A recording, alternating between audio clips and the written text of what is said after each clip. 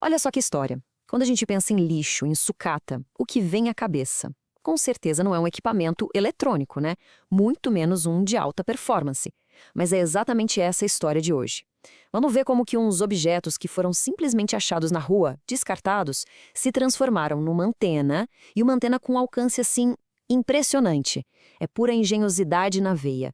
Vamos mergulhar nessa história para entender como tudo isso aconteceu. E tudo começa com uma forma de ver o mundo, sabe? A mente por trás desse projeto tem uma frase que, olha, define tudo. Eu vejo antena por todos os lados. Essa capacidade de enxergar o potencial onde a maioria das pessoas só vê, bem, só vê lixo mesmo.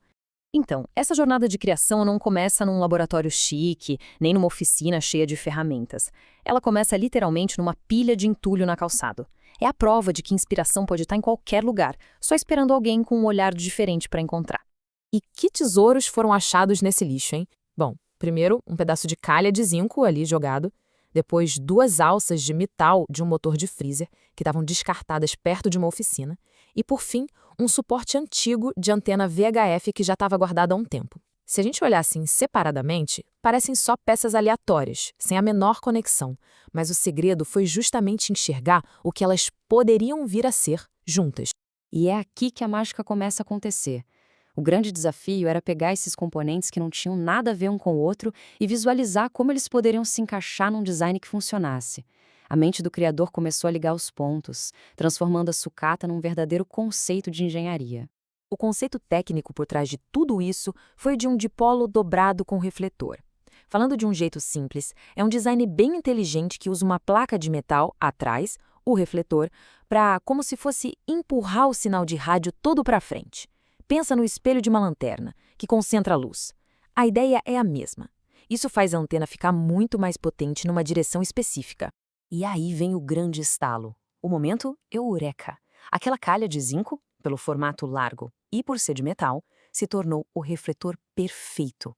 E as alças do motor de freezer, elas tinham o formato e o tamanho exatos para criar o espaçamento preciso entre a parte principal da antena e o refletor.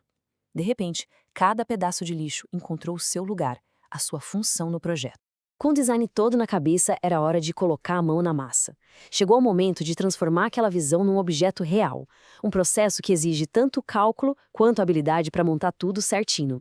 O processo foi bem metódico. Primeiro, a calha foi medida e preparada para ser o refletor. Depois, o elemento principal, o dipolo, foi lixado com todo cuidado até chegar no comprimento exato para a frequência que ele precisava operar. As alças foram posicionadas para garantir aquela distância correta que a gente falou, e por fim, todas as conexões foram adaptadas para o padrão BNC, que é um conector super comum em equipamentos de rádio. Bom, construir é uma coisa. Fazer funcionar perfeitamente, aí já é outra história. Agora a gente entra na fase crucial dos testes e dos ajustes finos, onde a teoria é colocada à prova e os problemas precisam ser resolvidos de um jeito bem criativo.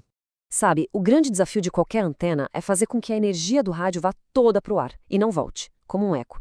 Essa energia que volta, que o pessoal chama de ROE ou ROI, pode até queimar o aparelho. E para medir isso, normalmente precisa de equipamento caro. Mas aqui a solução foi simplesmente genial. O criador percebeu o seguinte: se a antena estivesse ruim, com muito ROI, uma pecinha do rádio, o transistor, ficava pelando, superaquecia. Agora, se a antena estivesse bem ajustada, ele ficava numa boa, temperatura normal. Simples assim, sentindo com o dedo. E não parou por aí. Tinha um outro truque, um LEDzinho de teste. Se a antena estava desregulada, o LED brilhava fraquinho, meio sem vida. Mas quando o ajuste ficava perfeito, pá, o LED acendia forte e estável. Foi um ajuste fino feito na base da pura observação, uma coisa de mestre. E depois de todos esses cálculos da construção, dos ajustes, a pergunta que não quer calar é: e aí? Qual foi o resultado final? Qual o desempenho dessa antena que nasceu da sucata? O resultado, olha, simplesmente impressionante. Com um transmissor bem pequeno, de só 1,2 watts de potência, o sinal chegou limpo, nítido, a 800 metros de distância.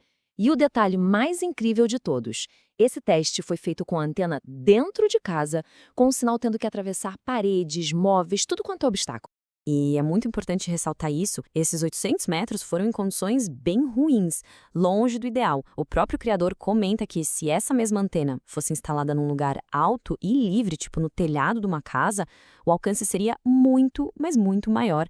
Isso só mostra o verdadeiro potencial que esse design tem. E é com essa reflexão que a gente termina. A jornada de uma calha velha e 2 alças de freezer até se tornar uma antena com 800 metros de alcance é uma prova incrível do poder da criatividade e do conhecimento.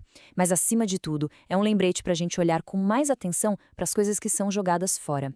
O lixo de uma pessoa pode, de fato, ser o tesouro de outra.